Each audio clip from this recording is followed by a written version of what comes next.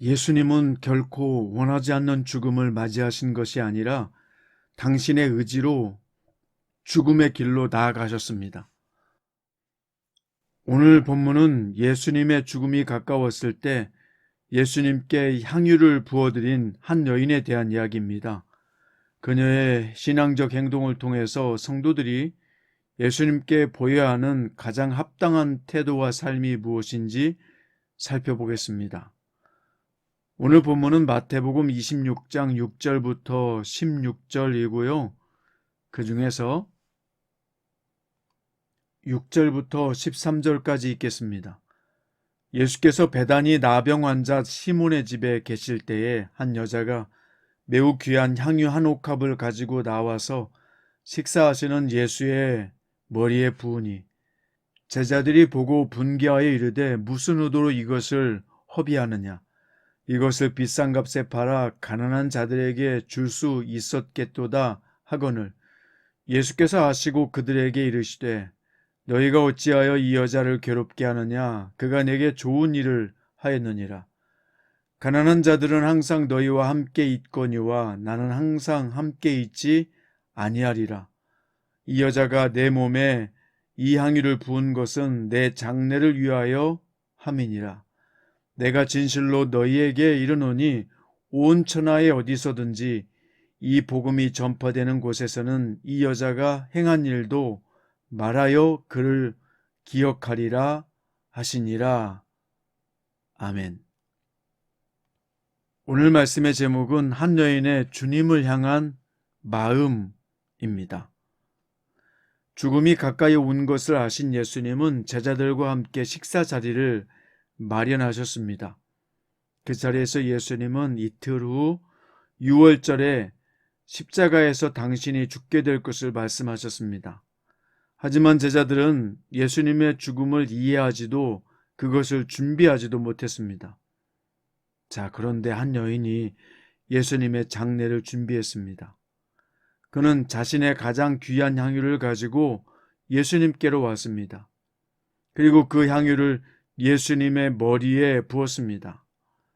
그의 이러한 행동을 보고 제자들은 낭비라고 화를 냈습니다. 예수님은 오히려 그녀가 당신의 장례를 준비했다며 칭찬해 주셨습니다. 이 여인은 예수님의 제자들마저 이해하지 못하고 있던 예수님의 죽음을 준비했던 것입니다. 그녀가 이렇게 행동할 수 있었던 것은 무슨 이유 때문일까요? 그녀는 평소 예수님의 말씀을 귀 기울여 듣고 그 말씀을 마음에 새기고 있었기 때문입니다. 예수님은 지금도 당신을 따르는 모든 사람들에게 당신의 뜻을 분명하고 구체적으로 가르쳐 주십니다.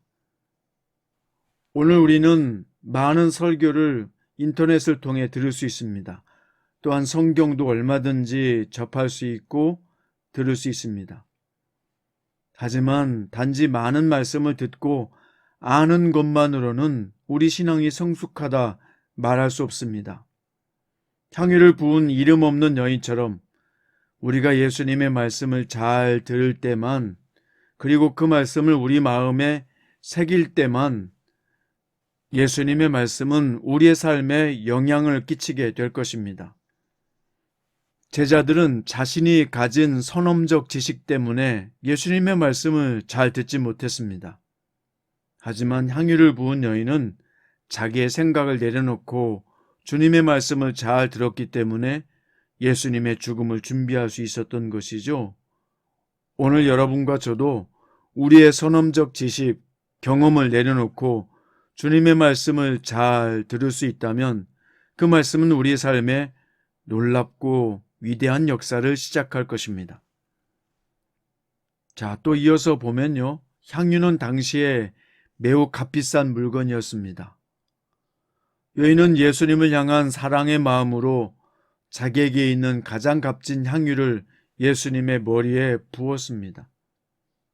제자들은 여인이 비싼 향유를 낭비했다고 판단하면서 가난한 사람들을 구제하는 데 사용하지 않았다고 꾸짖었어요.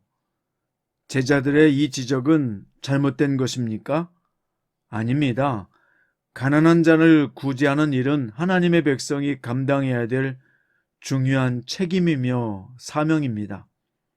하지만 하나님의 백성에게 주어진 어떤 사명도 예수님을 사랑하고 그분께 헌신하는 일보다 우선일 수는 없다는 것입니다. 예수님은 여인이 바친 헌신을 기쁘게 받으셨으며 사람들 앞에 그녀를 높여 주셨습니다. 그리고는 복음이 전해지는 모든 곳에서 이 여인의 행실이 전해지리라 약속해 주셨습니다. 사랑하는 성장 큐티 가족 여러분, 여러분은 어떤 마음으로 오늘 주님의 말씀을 묵상하고 주님께 예배하고 있습니까? 어떤 자세로 봉사하고 주님께 예물을 드리고 있습니까?